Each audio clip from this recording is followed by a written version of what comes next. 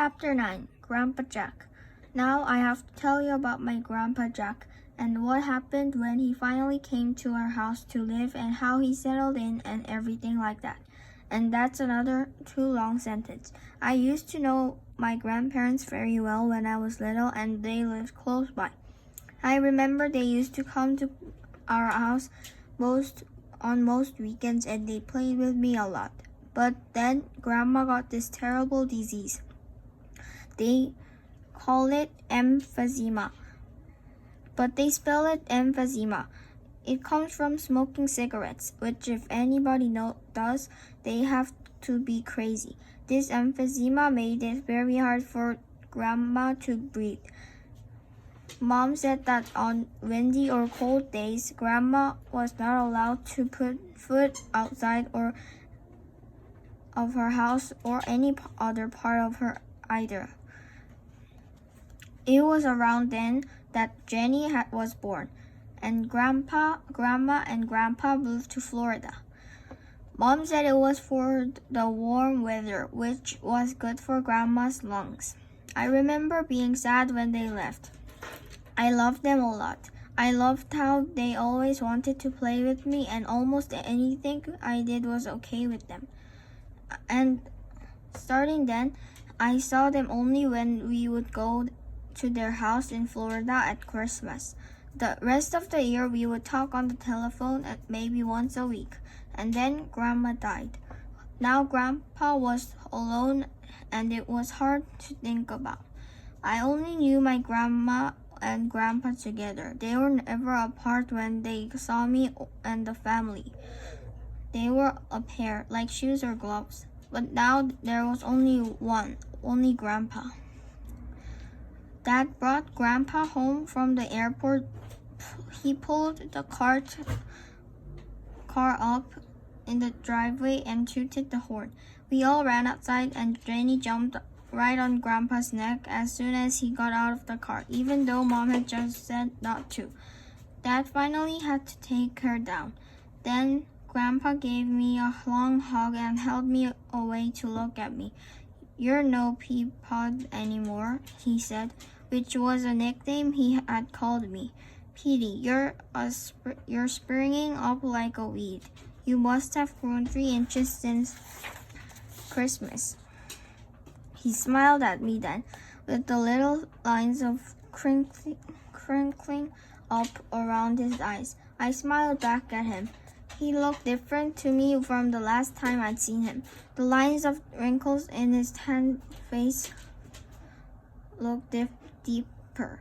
His shoulders stooped down, and there was kind of a sad look in his eyes even when he was smiling.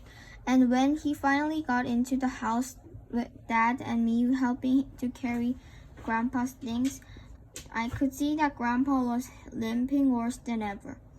Grandpa used to be the construction business until he retired, building houses mostly. Years ago, a big piece of wood fell on him and he broke his leg. Mom and Grandma always said it never healed right.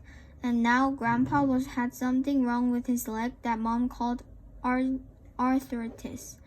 It was late when Grandpa arrived and we all carried his things upstairs and tried to help him get settled into his room. My room, I mean. My old room that was now his. My idea of helpful was to take Grandpa's shirts out of his suitcase and put them into his dresser. Jenny's idea of helpful was to do pirouettes in the middle of the room, banging into everybody. Mom finally shooed Jenny and me out and made us ready for bed. I did all my go-to-bed things and got my pajamas and went downstairs to the kitchen to say goodnight to Mom and Dad. They were sitting at the kitchen table drinking tea. I knew when I walked in that they were saying private things to each other because they shut up quickly when I came in and looked at me kind of funny. My mom looked real sad, like she was getting ready to cry. She hugged me a little extra tight, I thought, and ruffled my hair. I said good night. I didn't go back to my room though. What I did was hang around under the staircase to hear what they were saying.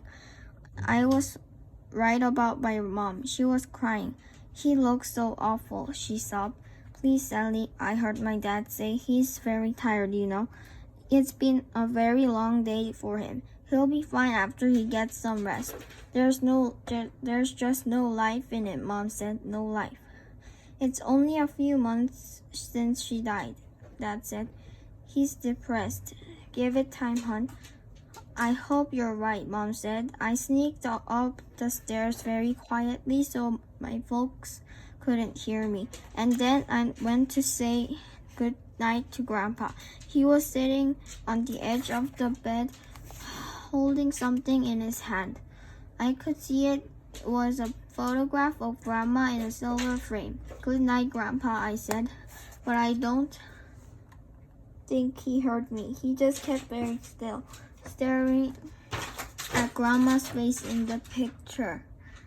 My mom was right. I thought as I went to my room, Grandpa had no life at all. Could you die from being sad? I wondered, could you? Chapter 10, Another Night, Another Fright. It was still scary upstairs in my new room, maybe even more than it was the night before.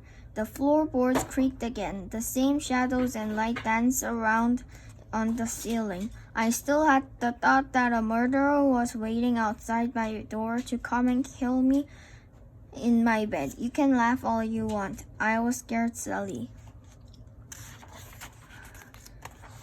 Chapter 11. Only a dope will mope. Now I have to tell you about a special word. It's called mope. My sister Jenny does that a lot. She's a real moper, Mom said.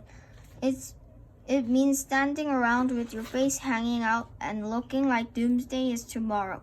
Only a dope will mope, Mom says to Jenny all the time.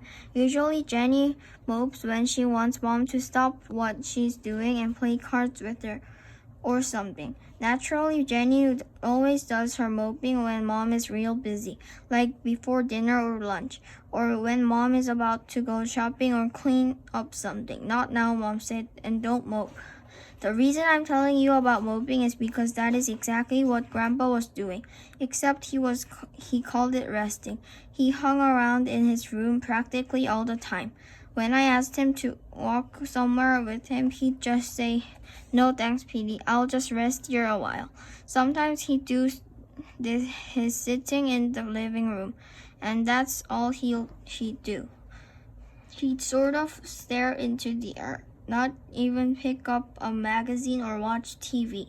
Or after lunch, sometimes I'd ask him to have a catch with me, or maybe walk down to the candy store and get an ice cream cone. Not today, Petey, thanks, he'd say. And he'd sit on the porch or in the living room and just do nothing.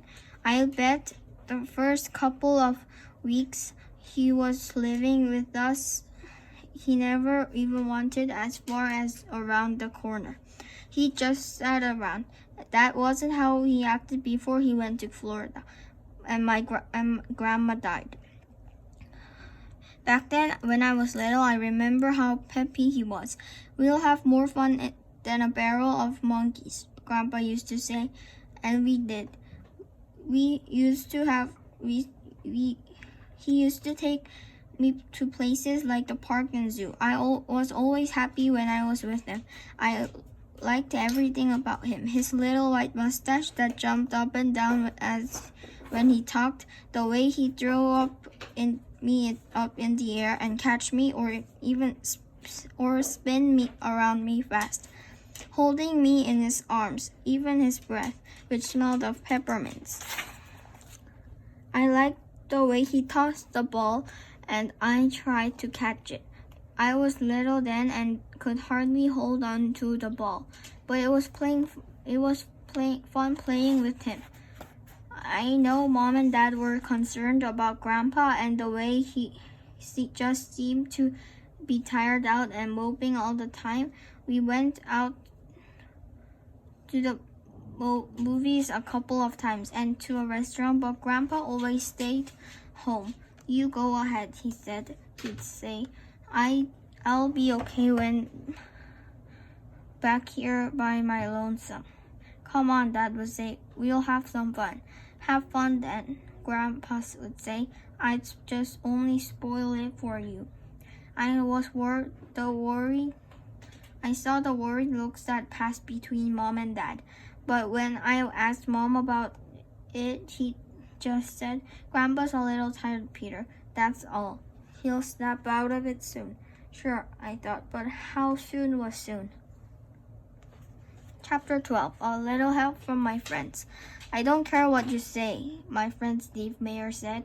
I think it stinks. Steve's right, Billy Alston said. Your grandfather is a room robber, and it isn't fair. By the way, Steve said, I'm invading Quebec. We were playing Risk, which is what we always played at Steve's house. Outside the living room window, it rained like crazy. Steve is a Risk fanatic or expert, or both. Billy and I can never beat him. But today I was doing especially bad, maybe because I wasn't paying close attention. Steve and Billy have been my friends ever since we met in kindergarten. Steve is taller than me and thinner, and he wears these horn-rimmed eyeglasses, maybe because he reads so much. Billy's a little shorter than both of us. He has crinkly red hair and thousands of freckles on his face. When Billy was 6 years old, his dad hung a chinning bar in the doorway of his room. Whenever Billy goes in or out, he always chins himself a few times. Billy can do 15 chin-ups. I know that because I once bet he couldn't and lost a quarter. I can do 3.5 chin-ups. Steve can hardly do one. Throw the dice, Steve said, and I did. I lost another army, of course, and Steve had one more territory of mine to control. Steve looked at me and shook his head. You're such a dummy, he said. Look, I said. He's my grandfather. What can I do? Put up a fight, Steve said. Stick up for your rights. I already have, I said.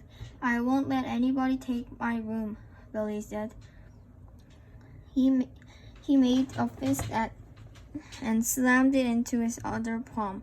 Pow! Right in the nose. Right, Billy, Steve said, winking at me. We both knew that Billy always talked tough like that.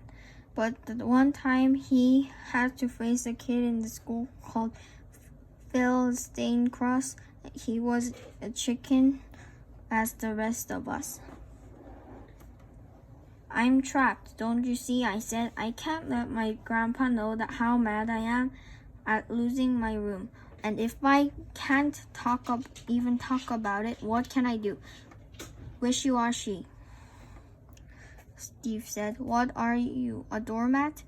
You can't let a room robber all over you, Billy said. Steve put down his fourth set of matched Risk cards and collected 10 more armies. On the board, he already controlled half the world, which meant the game wasn't going to last too much longer. He looked at me funny and then a slow grin started to spread all over his face. Just got an idea, Steve said.